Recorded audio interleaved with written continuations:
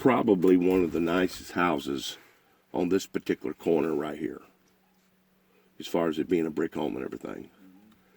I don't know who originally built that house.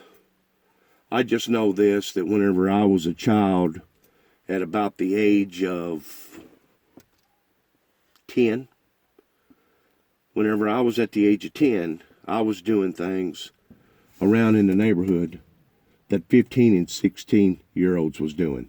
Yeah. Like behave.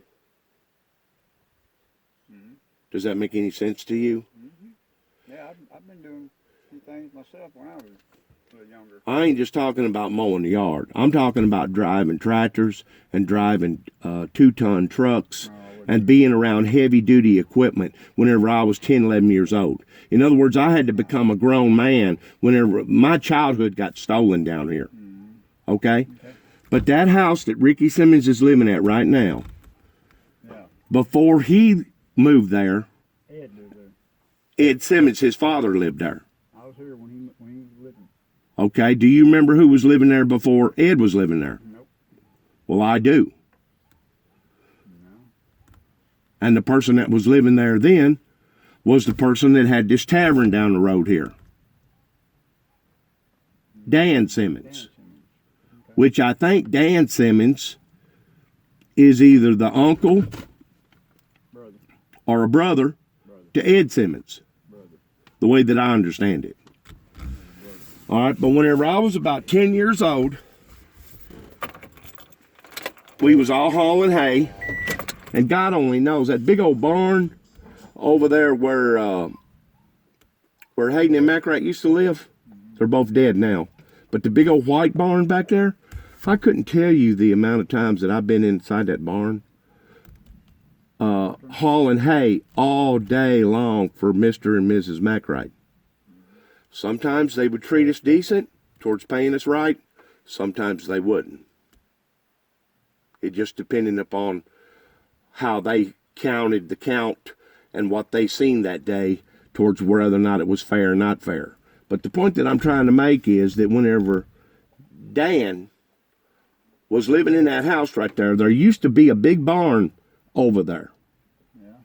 Because that road didn't go all the way from road to road. The road actually stopped right up to the corner right there. It stopped right there. And there was a barn back there. I was hauling hay. I was probably 10, 11 years old. And I can't remember for sure. I'm pretty sure it was David Nelson, but it may have been Roger Hill that purposely chunked down a bale of hay on top of me that weighed about 90 pounds. And keep in mind, I wasn't but about waist high to a full adult because of me being a kid. And if I didn't put my arms up to block it, it would have snapped my freaking neck. It would have killed me. Well, instead of it snapping my neck because I throwed my arms up, you know what it done? It broke my arm. It broke this arm right here, this left arm. It twisted it plumb in behind itself. And I remember squalling and bawling like a baby right over there. I guess you'd call it the corner lot of where Ricky Simmons lives right now because of me being injured. I was injured. And I don't know if it was my older brother Danny or somebody wound up taking me up here to Martin, and they wound up resetting my arm, and I had a cast on it. Okay? That same year, I fell out of the back end of a pickup truck, hadn't had the cast off, but maybe 2 or 3 weeks. I fell out of the back end of a pickup truck on the way between Sidonia and Sharon because my brother got over and hit a pothole, and I was sitting on the back end of a tailgate. You know how the tailgates of them old trucks only had a chain going up and down it? They didn't have a steel bar and they didn't have a cable back then? Yeah, I think I did. Well, whenever he hit that hole, it literally twirled me up into the air. And whenever I hit the asphalt, I hit the asphalt doing about 60 miles an hour going to the hayfield. End over end, it broke my collarbone. And put me in a coma for about 3 days. I laid in the hospital up there in Martin, not knowing if I was going to recover from a coma or not. And then the year after that, I was 13. I had a tonsillectomy done, and the doctors that sewed me up didn't sew me up properly, and the stitches all busted whenever I was in the recovery room, and they had to send me back into the emergency room and put me back under sedation to re-sew me back up. So I had one occurrence after another occurrence after another occurrence in my childhood.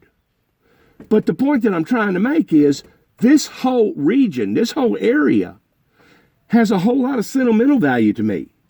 And whenever I'm out here riding around, I'm basically doing a scenic route. Yeah. You know what a scenic route is? Yeah, kind of, sort of, yeah, I know what one, but when you go down that road and they don't want you down that road, don't go down that road. It's just aggravating them. It's just aggravating. Jimmy, it was 9 o'clock at night last night whenever I decided to cut across that road because what I was going to do, I was going to cut across that road, and then I was going to go back over here where Cecil used to live and go down that other road. What's the name of that road in behind us here? I have no idea. I don't even know what the name of it is. And the road's not right next to you? Right here? I don't know what the name of that road is. Boy, these people are really in touch. I don't know. I know that's Dawson Road. This is Simmons Road. That's all I know. And What's the road go? Jacobs Road down there by the bridge. What's the road going down there towards Hayden McWright's? McWright Road, I guess. Is that McWright Road? Or that one is. Okay. Oh, that's not McWright. That's Jimmy McWright. No, what is his name? Hayden. Jimmy Callahan. That's Callahan Road. McCallahan Road? Yeah. Okay. Yeah, that's it. Dude, I'm getting cold out here, you know. I ain't got a coat on. Well, Or no socks. well, listen to me. Last night, I didn't have my Santa Claus lit up. I wasn't playing no music. I had my windows up because I had my cat in here with me. If I drive around with my window down, sometimes my cat's liable to try to jump I out. was going to jump out last night. Right?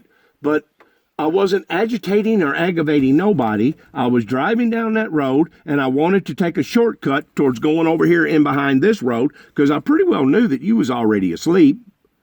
But whenever it gets to the point that a common citizen can't drive down a road for whatever reason, unless he's driving down a road purposely to aggravate or agitate somebody's life, but whenever it gets to the point that a common citizen cannot drive down a road, and it doesn't matter if it's a state road, secondary road, or whatever road, something's wrong in America whenever the judicial system won't protect that citizen that has paid for these roads.